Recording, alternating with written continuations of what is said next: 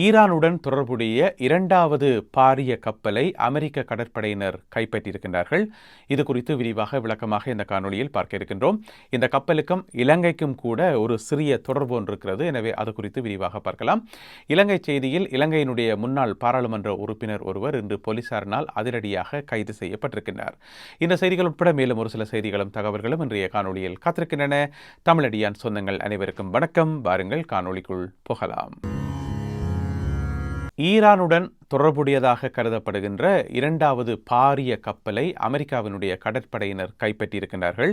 இப்பொழுது அந்த கப்பலுக்குள் அமெரிக்காவினுடைய கடற்படையினர் இறங்கி தீவிரமான சோதனை நடவடிக்கையில் ஈடுபட்டு வருவதாக சொல்லப்படுகிறது. உங்களுக்கு தெரியும், ஏற்கனவே ஈரானுக்கு சொந்தமான துஸ்கா என்று சொல்லப்படுற ஒரு கப்பல் ஓமானிய கடலில் வைத்து அமெரிக்க கடற்படையால் கைப்பற்றப்பட்டு அது இப்பொழுது அமெரிக்காவினுடைய கட்டுப்பாட்டுக்குள்ளே இருக்குது. அதுக்குள்ளேயும் சோதனைகள் நடந்து இருக்குது. இப்போ பார்த்தீங்கன்னு சொன்னால் இரண்டாவது கப்பலையும் அமெரிக்கா கைப்பற்றி இருக்கிறது.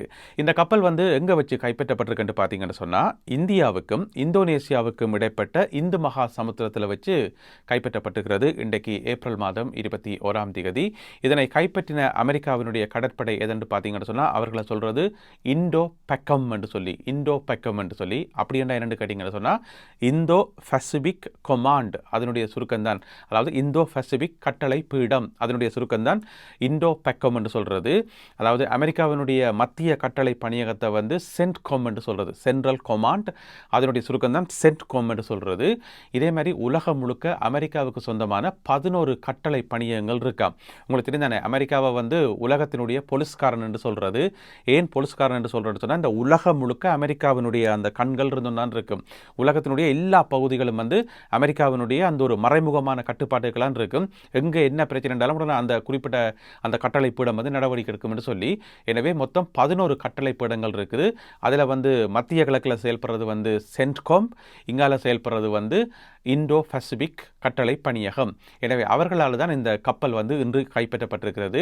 இதில் பார்த்தீங்கன்னு சொன்னால், எந்த விதமான தாக்குதல்களும் இடம்பெறையில் மிக இயல்பாக அமெரிக்காவினுடைய கடற்படை போய் அதுக்குள்ளே இறங்கி இருக்குது. இந்த வீடியோ பார்த்தாலே உங்களுக்கு விளங்கும்.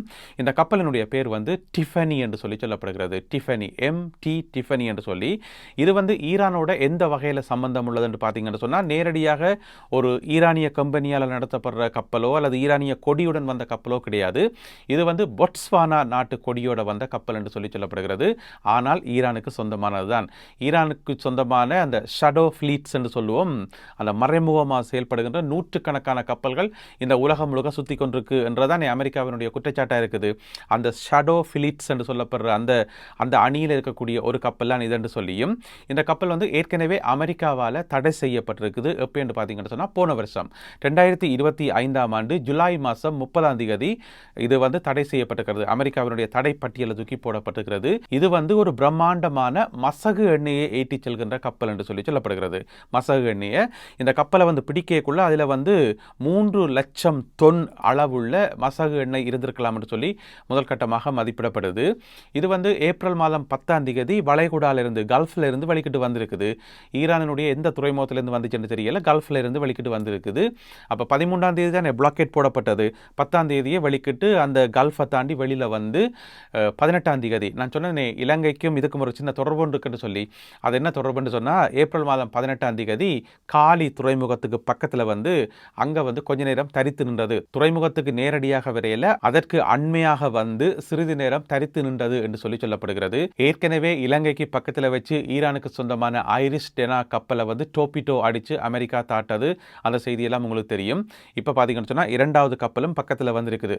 ஆக்சுவலாக சர்வதேச ரீதியாக போகிற எந்த கப்பலாக இருந்தாலும் இலங்கையினுடைய துறைமுகங்களை டச் பண்ணி கொண்டு போகிறது நார்மலான ஒரு விஷயம். ஏன்னு சொன்னால், எரிபொருள் ரப்புறதுக்காகவோ ஓய்வெடுக்கிறதுக்காகவோ வேறு காரணங்களுக்காகவோ இலங்கை துறைமுகங்களுக்கு அந்த ஆக்சஸ் இருக்குது, அதுக்கான அக்ரிமெண்ட்ஸ் இருக்கும்.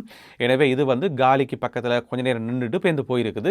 அப்படியே நேர போயிட்டு அதுக்கு பிறகுதான் இந்தியாவுக்கும் இந்தோனேசியாவுக்கும் இடைப்பட்ட ஒரு பகுதியில் வச்சு அமெரிக்காவினுடைய கடற்படையால், அதாவது இந்தோ பக்கம் படையினரால் வந்து இப்பொழுது கைப்பற்றப்பட்டிருக்கிறது. உள்ளே தீவிரமான சோதனைகள் இடம்பெற்று வருவதாக சொல்லப்படுகிறது. எனவே தொடர்ச்சியாக ஈரானுடன் சம்பந்தப்பட்ட கப்பல்கள் இந்த மாதிரி கைப்பற்றப்படுறது பேச்சுவார்த்தையில் எந்த விதமான முன்னேற்றத்தையும் கொடுக்காது. ஈரான் கடைசி வரைக்கும் பேச்சுவார்த்தைக்கு வருமானது மிகப்பெரிய சந்தேகமாக இருக்கிறது. இந்த மாதிரி ஈரானிய கப்பல்கள் கைப்பற்றப்படுறது ஈரானுக்கு ஒரு பாதிப்பை கொடுக்குமான்னு கேட்டிங்கன்னு சொன்னால் கண்டிப்பாக பாதிப்பை கொடுக்கும்.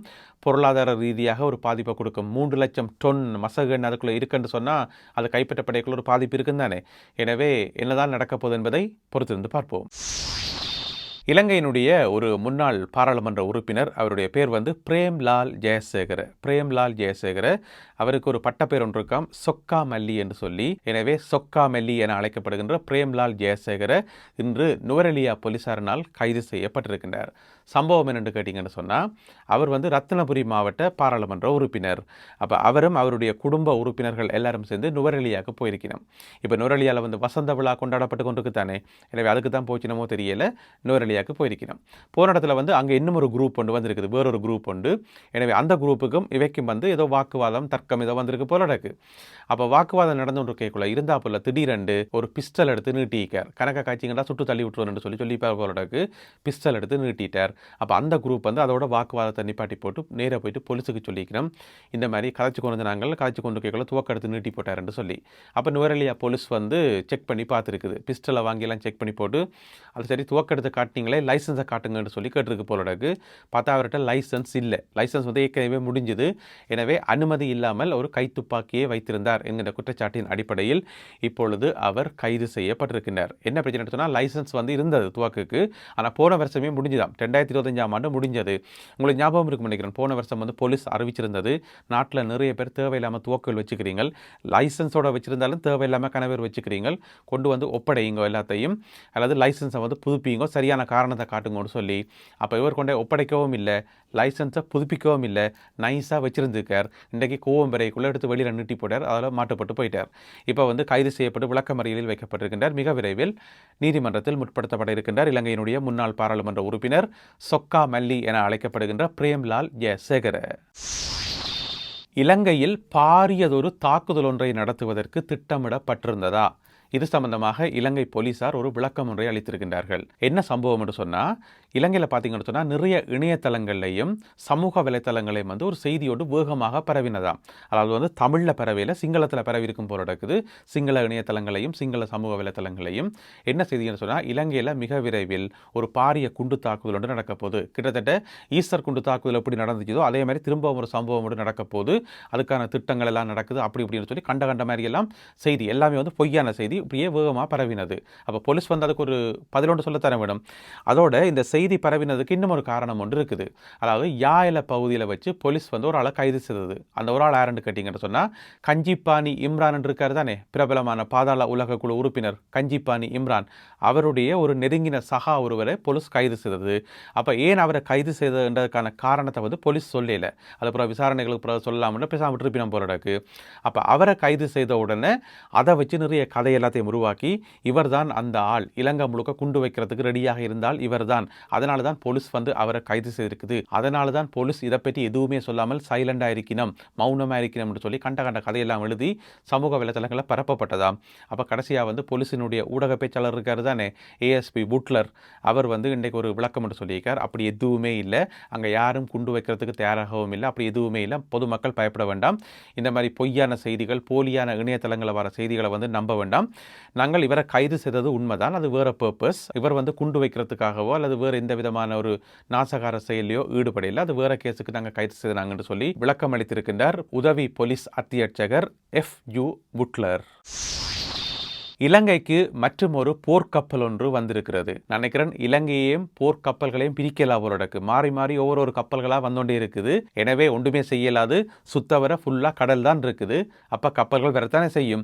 எனவே இந்த முறை வந்துக்கிற கப்பல் எதுன்னு பார்த்தீங்கன்னு சொன்னால் பயப்படுற அளவு கொண்டும் இல்லை, இது நட்பு ரீதியாக வந்த கப்பல் இந்தியாவிலேருந்து வந்திருக்குது. இந்தியாவிலிருந்து வந்த போர்க்கப்பலாகிய INS நிரீக்ஷக் என்று சொல்லப்படுற ஒரு போர்க்கப்பல் இன்று 21ஆம் தேதி கொழும்பு துறைமுகத்தை வந்தடைந்திருக்கிறது. பயிற்சி நோக்கத்துக்காக ஒரு நல்லுறவு அடிப்படையில் வந்து 2 நாடுகளுக்கும் இடையிலான ஒப்பந்தத்தின் அடிப்படையில் ஒரு பயிற்சி நோக்கத்துக்காக வந்திருக்கிறது. பாரம்பரிய முறைகளின் அடிப்படையில் அந்த கப்பல் வந்து வரவேற்கப்பட்டது. அதுக்கு பிறகு அந்த கப்பலினுடைய பணியாளர்களுக்கு தானே குரூஸ் அவையில் வந்து நாட்டுக்குள்ளே இறங்கி முக்கியமான சுற்றுலா மையங்களுக்கு செல்வார்கள் என்று சொல்லப்படுகிறது. ஆஃப்கோர்ஸ் பயிற்சி தான் முதல்ல, பயிற்சியெல்லாம் முடிச்சு கொண்டு அப்புறம் மெஞ்சி இருக்கிற நாட்களில் வந்து சுற்றுலா மையங்களுக்கு செல்வார்கள் என்று சொல்லப்படுகிறது. இந்த மாதம் 26ஆம் தேதி வரை இந்த கப்பல் கொழும்பு துறைமுகத்தில் தரித்து நிற்கும் என்று சொல்லப்படுகிறது. இப்போதான் ஒரு 10 நாளைக்கு முதல் 2 பாகிஸ்தான் கப்பல்கள் வந்து சென்றன. அவையும் வந்து பயிற்சிக்காக வந்து சென்றன. இப்பொழுது இந்திய கப்பல் வந்திருக்கிறது பயிற்சி நடவடிக்கைக்காக. இந்த காணொலியில் பகிர்ந்து கொள்ளப்பட்ட இந்த செய்திகள் தொடர்பான உங்களுடைய கருத்துக்களை மறக்காமல் கீழே எழுதுங்கள். மீண்டும் சந்திப்போம் உறவுகளே. நன்றி, வணக்கம்.